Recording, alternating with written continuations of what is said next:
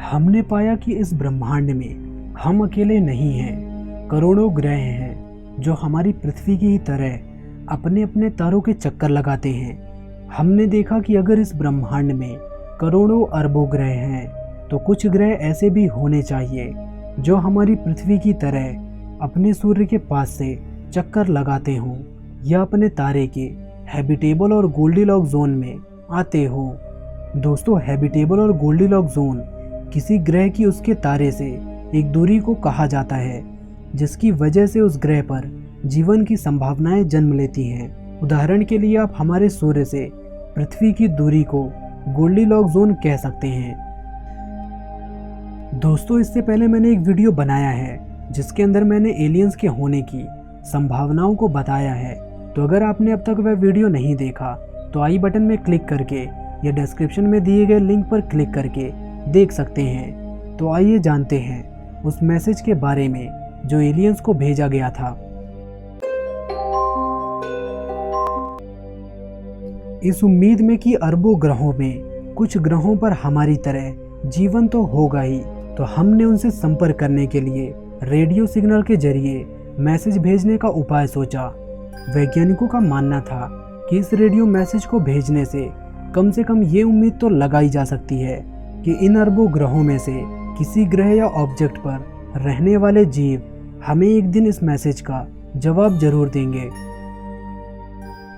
Messier 13 तारामंडल में भेजा गया है मैसेज।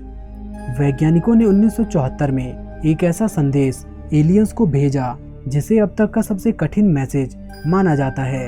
इस मैसेज को इतनी दूर भेजा गया है जहां पहुंचने में ही इसे करीब 25,000 साल लग जाएंगे। इसे वैज्ञानिकों ने 25,000 प्रकाश वर्ष दूर एक तारामंडल में भेजा है जिसे मेसियर 13 और M13 के नाम से जाना जाता है। इसका फैलाव 14.5 लाइट ईयर्स में है और इसके अंदर कम से कम 3 लाख से ज़्यादा तारे हैं।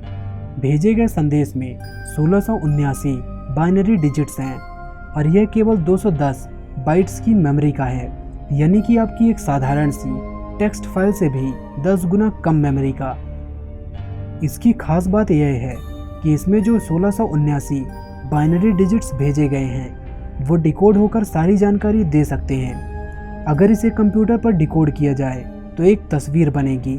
यह तस्वीर इस मैसेज का ही एक स्वरूप है जिसमें पृथ्वी, इंसान, हमारी टेक्नोलॉजी और सोलर सिस्टम की जानकारी दी गई है। तस्वीर देखने में कठिन लगती है पर आप घबराइए मत। मैं इस तस्वीर को डिकोड करके आपको समझाऊंगा और अंत में यह भी बताऊंगा कि इस मैसेज का एलियंस के द्वारा क्या रिप्लाई आया है। तो बने रहिए इस वीडियो के अंत तक। यह तस्वीर 7 हिस्सों में विभाजित है। मैसेज का पहला हिस्सा, यह हिस्सा हमारे नंबर सिस्टम को बताता है जो कि 1 से लेकर 10 तक है। यह नंबर सिस्टम बाइनरी डिजिट्स में दिया गया है, यानी कि 1 को यहाँ 001, 2 को 010, 3 को 011 और 4 को 100। इसी तरह सभी नंबर्स को बाइनरी डिजिट्स में डिनोट किया गया है। मैसेज का दूसरा हिस्सा हमारे डीएनए स्ट्रक्चर को दर्शाता है। इसे भी बाइनरी नंबर में डाला गया है जिसे डिकोड करने पर 1, 6, 7, 8 और 15 नंबर्स बनते हैं जो हमारे डीएनए में पाए जाने वाले केमिकल एलिमेंट्स के एटॉमिक नंबर हैं।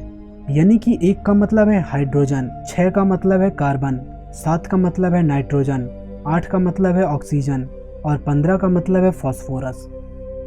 मैसेज का तीसरा हिस्सा, मैसेज के तीसरे भाग में न्यूक्लियोटाइड्स के बारे में बताया गया है जो हमारे डीएनए और आरएनए में पाए जाने वाले जरूरी एसिड बनाते हैं।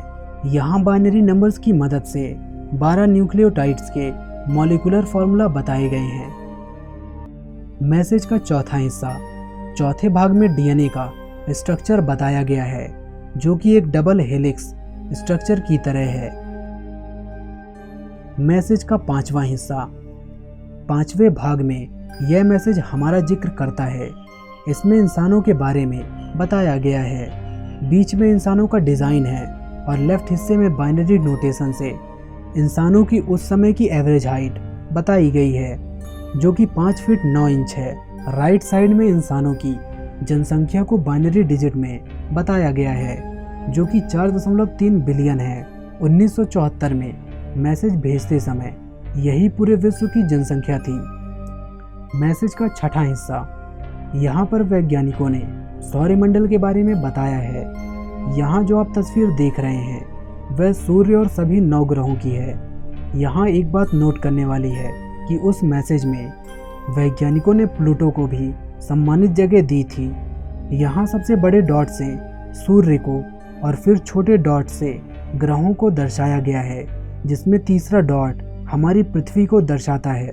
अगर आप ध्यान से देखेंगे तो आप पाएंगे कि पृथ्वी को थोड़ा ऊपर रखा गया है और पृथ्वी के ऊपर सीधे इंसानों का फिगर है, जिससे एलियंस या इस मैसेज को पढ़ने वाली हर सभ्यता यह समझ सके कि इंसान केवल पृथ्वी पर रहते हैं, जो कि सूर्य से तीसरे नंबर वाला ग्रह है।